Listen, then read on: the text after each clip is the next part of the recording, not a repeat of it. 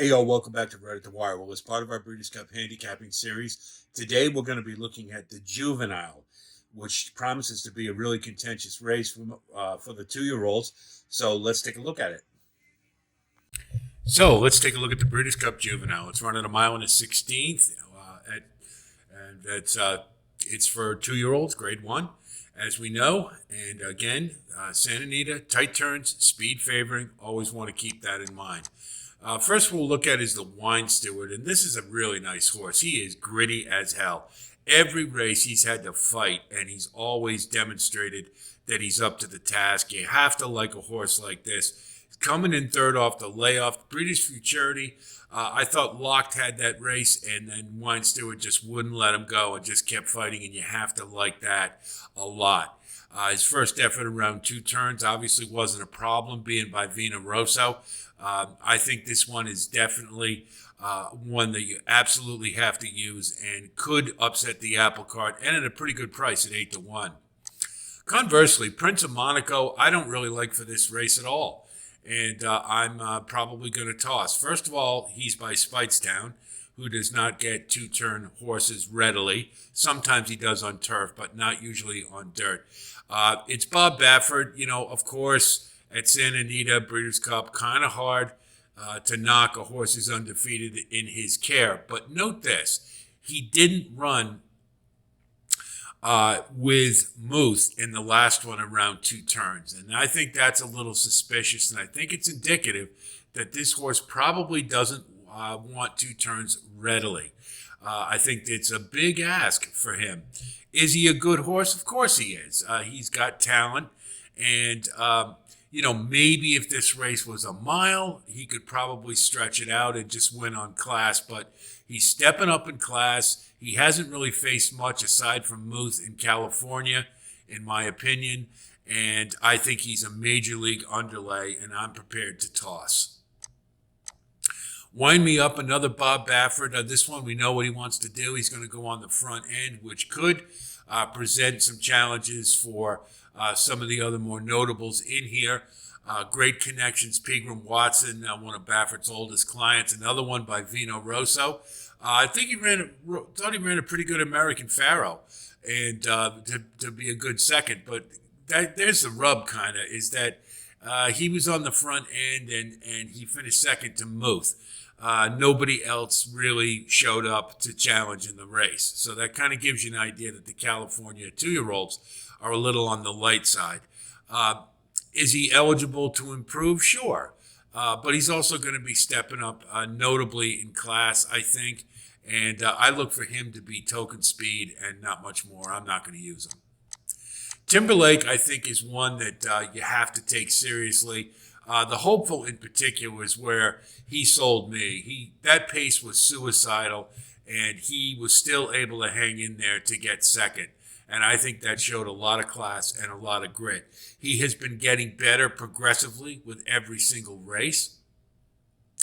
And the Champagne Stakes really, Fierceness, granted, didn't show up, but Timberlake was very confident and drew off well. It was in the mud, okay, that's fine, but he's already run on a dry track, and we know that's not the issue. He's got 2-turn pedigree, should be getting better as it gets longer. I like Timberlake a lot in this race, and I think he's one you absolutely have to use. You get him at 4-1, it's a steal. Cronon Neo, we don't know a whole lot about, except for the fact that, from what I understand, in his last race, he closed like a freight train and just missed getting up. That's what I've heard. I can't back it up. He's already been around 2 turns, didn't do too much on turf, but Bernardinis generally aren't very good on turf anyway, so we won't worry about that.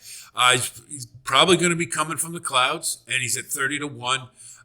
If there is some kind of a pace challenge up front, and it's possible if Fierceness comes back into form, then maybe things set up and you get him at a bomb price. I'm willing to take a chance and use him, but more likely for under 30-1, great value. Locked is to me, probably the most talented horse in the race. You got great connections, and in the Breeders' Futurity, he fought off the Wine Steward, showed grit, which I always love in horses. and showed also that even though he really didn't face much at Saratoga, comparatively, when they stepped up in class, he was equal to it and he rose to the occasion. I think this one is going to be up against it a little bit because of the way the track plays, but you can't deny the talent, and I think this is a prime win candidate, and I think you have to use. Cuban Thunder, again, another one, don't know a whole lot about, except that from what I've heard, Mountain Bear isn't considered to be terribly much, and not in the class of the other Europeans anyway.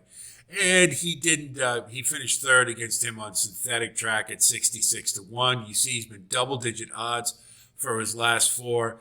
And if you note the race rating for the races he's been running in, they're usually, those are a lot lower than you would find against the more prominent shippers who come over here. That said, I can't really back this horse, and I think he's a toss.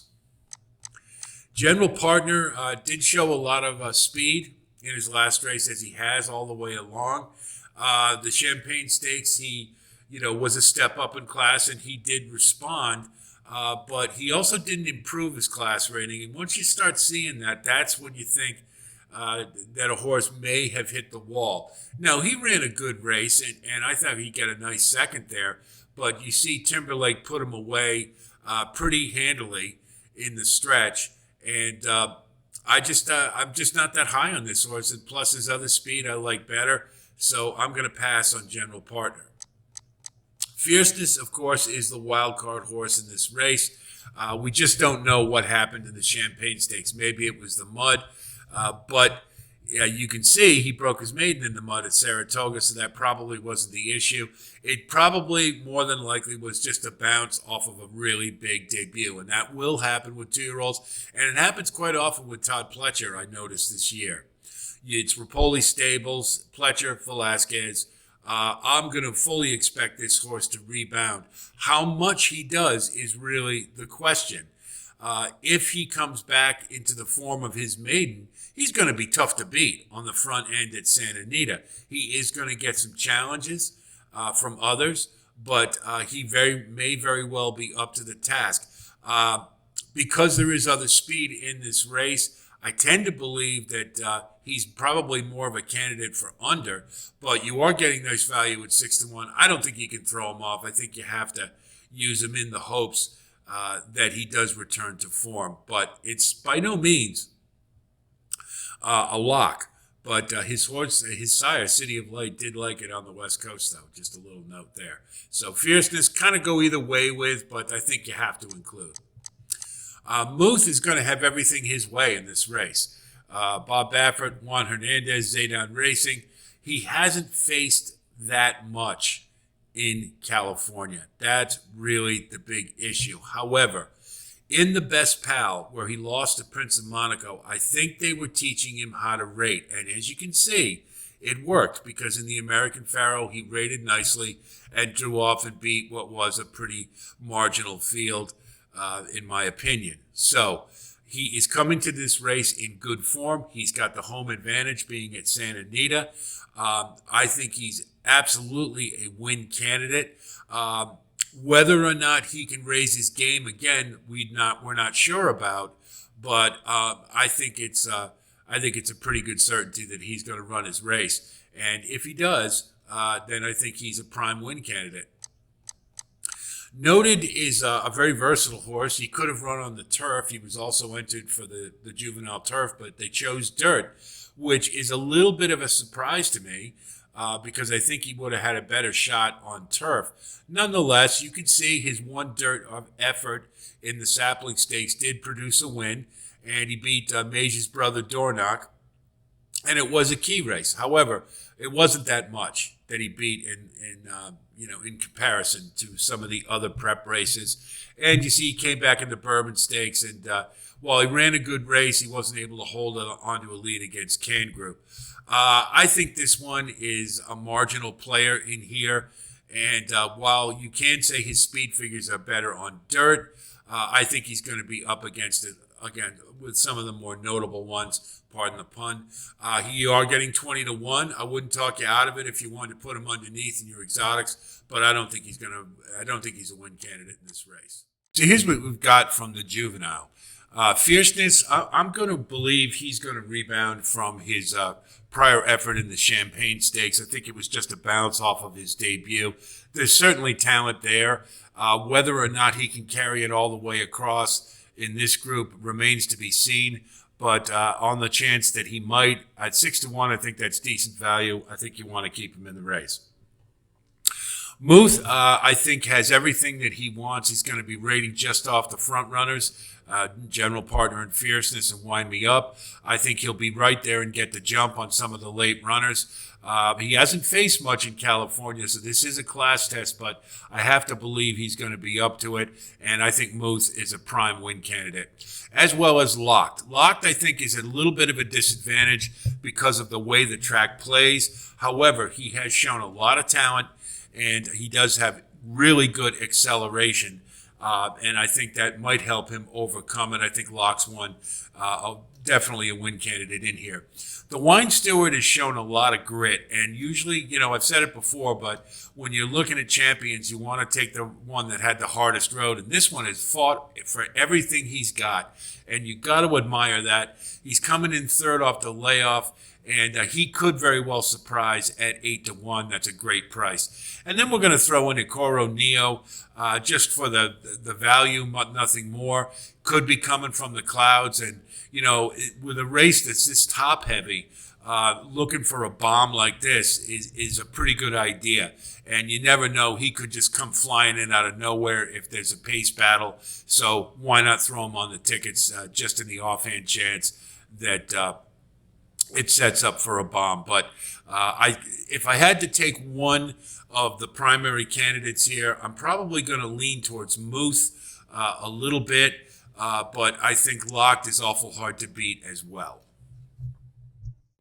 So that's the juvenile. I think it's going to be a really good race. I like Locked a lot, but there are some worthy contenders, and Fierceness is the wild card. We'll just have to see what we get there. But if he comes back into form like he did from his debut, might be awful tough to beat. Hope this analysis helps you with your own wagering strategy, and I'll wish you the best of luck as always. If you do like content like this, please like and subscribe, and thanks again for coming by. We will have more postings for every one of the Breeders' Cup races, so stay tuned for that. I'll talk to you soon, and until then, be well.